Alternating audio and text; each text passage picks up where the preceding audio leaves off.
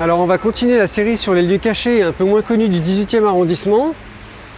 Voilà, là on est en plein cœur de la Goutte d'Or. Et donc on va aller voir une petite villa qui est cachée. Donc c'est parti, on y va.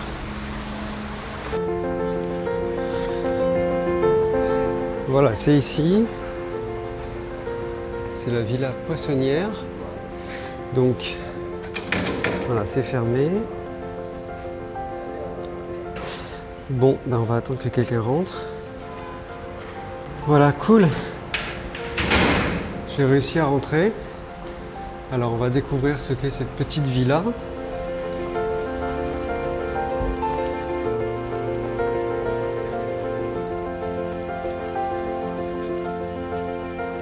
C'est incroyable qu'il y ait encore des lieux comme ça préservés à cette petite place là. C'est vraiment très mignon.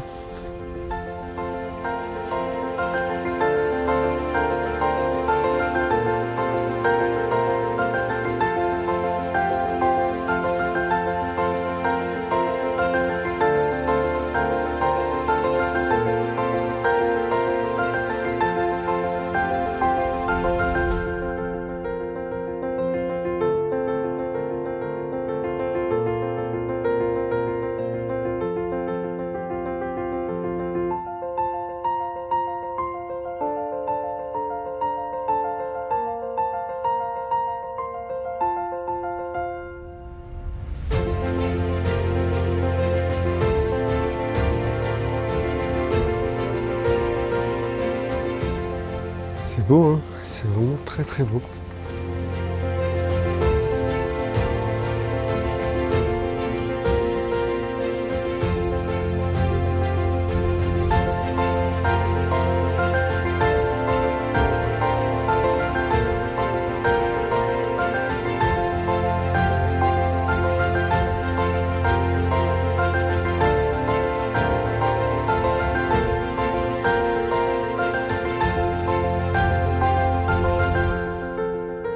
Alors cette petite villa a une trentaine de maisons.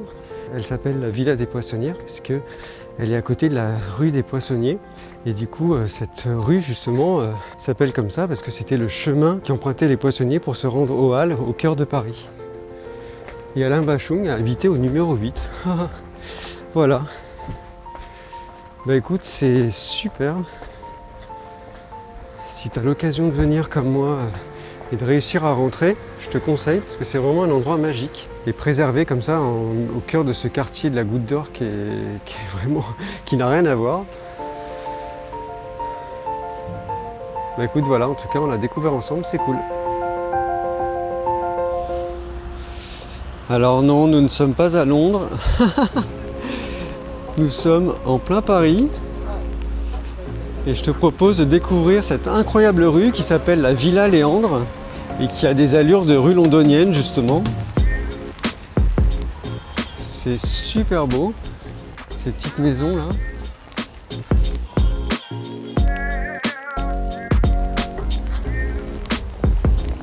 Avec là au 10, tu vois, il y a une plaque qui fait référence à la maison du Premier ministre à Londres.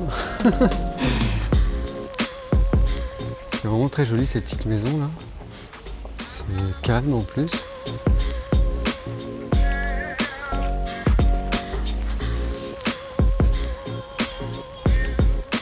Regarde là, il y a un petit chat. Trop mignon.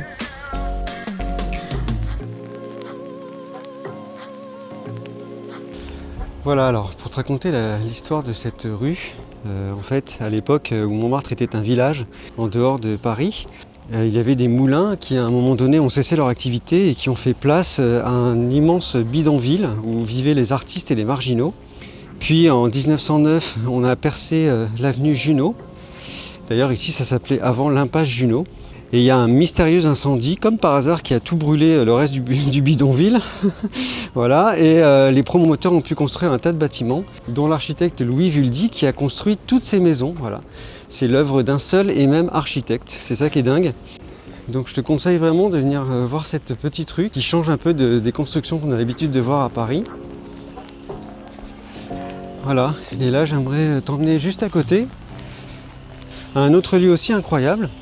qui s'appelle l'impasse M18 ou l'impasse de la sorcière. Voilà, c'est ici. Alors bien sûr c'est fermé, donc il y a des grosses grilles, je pense pas qu'on puisse rentrer. Voilà. Super. Et là il y a des codes. Bon bah écoute, on va attendre que quelqu'un passe. Voilà, j'ai réussi à rentrer. C'est cool. Donc on va voir ce que ça donne. Alors le nom de ce passage provient de deux petites histoires. Donc la première c'est l'histoire d'une dame, une vieille dame qui était habillée tout en noir et qui poursuivait avec son balai les enfants qui jouaient aux alentours. Donc on l'appelait la sorcière, voilà. Et la deuxième histoire la plus probable c'est que du coup le rocher qui est au fond là s'appelait une sourcière. Donc voilà, c'est une ancienne fontaine et du coup de sourcière c'est devenu sorcière, voilà. Et le passage a été fermé au public en 2009. Et c'est bien dommage, mais bon. Comme ça. Voilà, regarde comme c'est charmant. Avec des petits jardins là.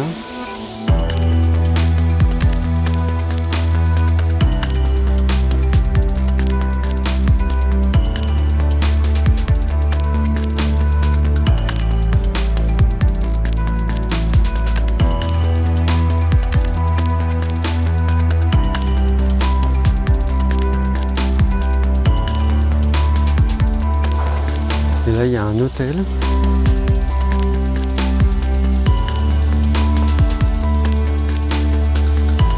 Voilà, et la sourcière, c'est ça, c'est ce rocher-là.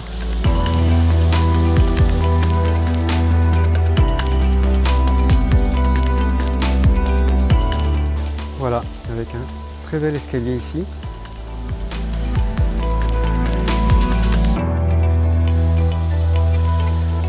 Voilà, je suis content de l'avoir fait, je suis content qu'on l'ait découvert ensemble. Si tu arrives à rentrer comme moi, tant mieux. En tout cas, tu l'auras vu.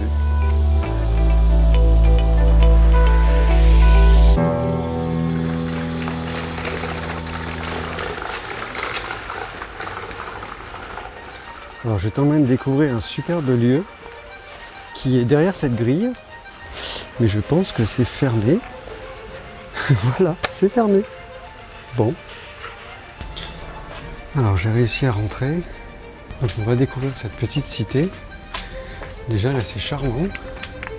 Ce lieu s'appelle le hameau des artistes. Elle a été construite en 1920 et il y a beaucoup de grands artistes qui y ont séjourné, comme par exemple Maurice Utrillo en 1926. Voilà.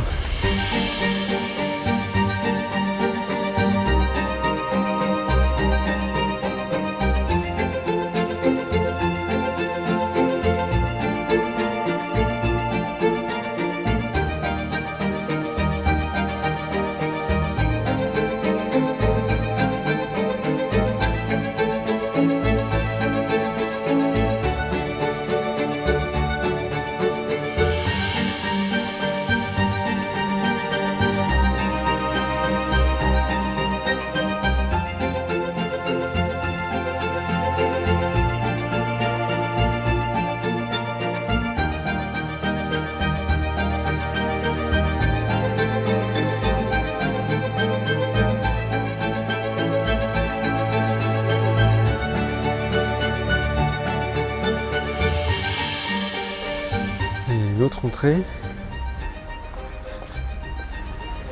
Et là, regarde, il y a une superbe sculpture. C'est super paisible. Et les oiseaux.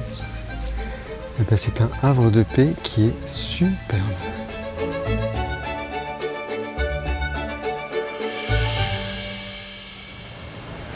Voilà, on se trouve au 100 rue Le Pic. Et ce qui nous intéresse, c'est pas forcément le bâtiment, mais c'est ce qu'il y a au-dessus. Voilà, donc je vais te faire un zoom. Voilà, c'est ça. Donc c'est un ancien observatoire, c'est l'observatoire de Gruby, qui est un médecin hongrois qui était devenu célèbre pour ses recherches sur les microbes. Il arrive à Paris en 1840 et 25 ans plus tard, il fait construire un observatoire astronomique et météorologique privé sur la terrasse en haut de son immeuble. Et il a été utilisé par l'armée française en 1870. Voilà, donc c'est le seul observatoire privé de Paris et il se trouve ici. C'est plutôt rigolo. Et donc juste en face, regarde, il y a ce super moulin, voilà, qui est le moulin de la Galette. Voilà, incroyable. Donc nous on va continuer sur la rue Le Pic, un peu plus bas.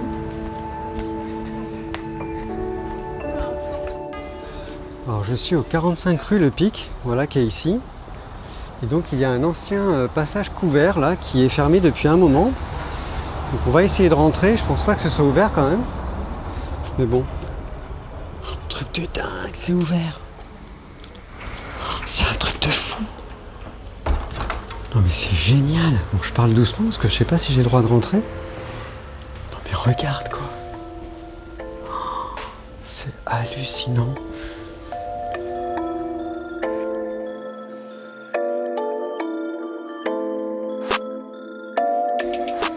Avec les anciennes enseignes là. Et les lampes et tout, c'est magnifique quoi. Il y a une ambiance.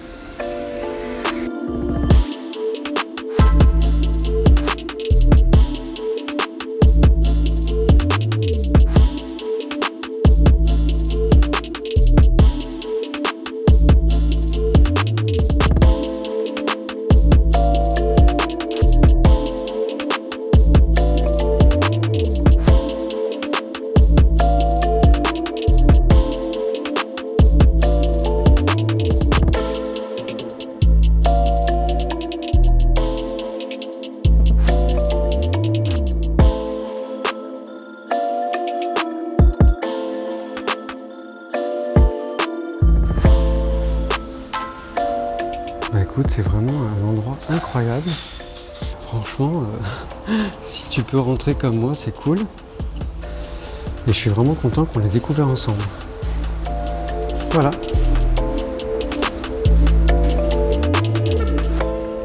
Alors on est toujours rue Le Pic et on est face au café des Deux Moulins, qui est célèbre parce qu'il figure dans le film Amélie Poulain de Jean-Pierre Jeunet. Il fait référence au Moulin de la Galette et au Moulin Rouge. Voilà. Donc moi c'est pas là que je veux t'emmener, c'est ici, à l'impasse Le Pic. Donc on va aller voir. Le problème c'est qu'il y a une grosse grille, voilà, c'est fermé. Alors des fois on appuie là, ça marche. On va voir. Cool. Ça marche, génial. Bon, on va visiter cette impasse qui est loin du tumulte de la rue Le Pic.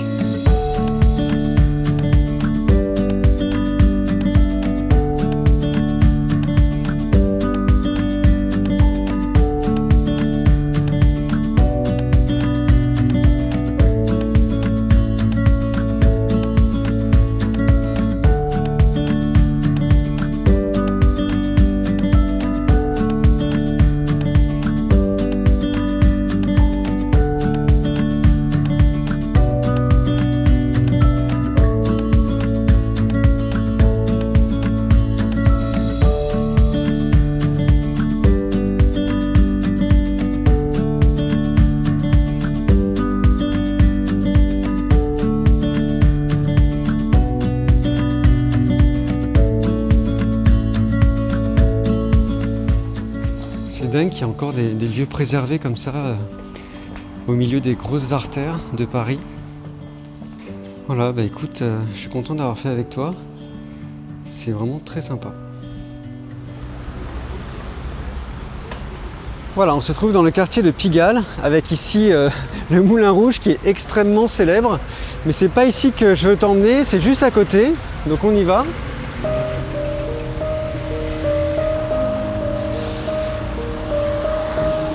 Voilà, c'est ici, c'est cette petite impasse là qui s'appelle la Cité Véron avec une superbe plaque.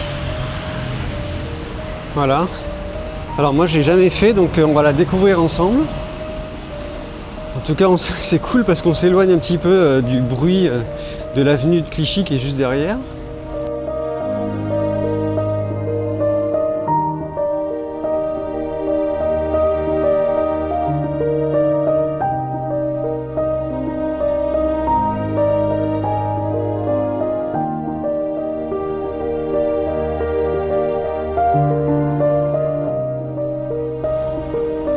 Regarde, c'est mignon, hein? On se croirait pas du tout à Paris.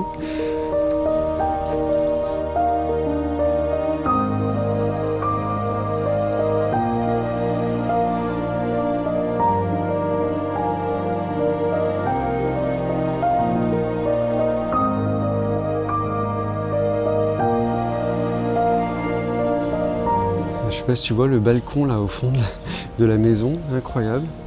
Il y a vraiment de très très beaux bâtiments.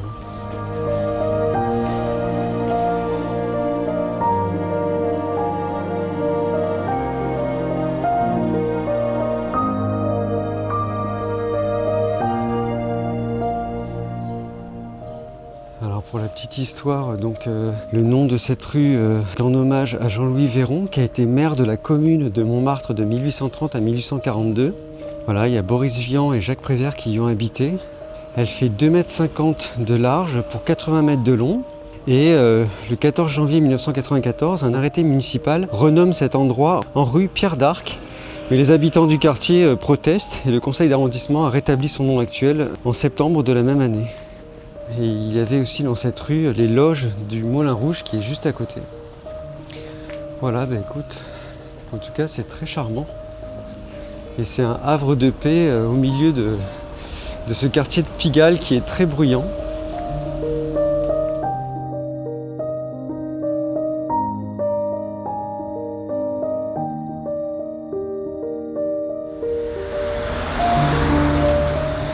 Voilà, écoute, je te conseille vraiment de venir visiter cette impasse qui est vraiment super sympa.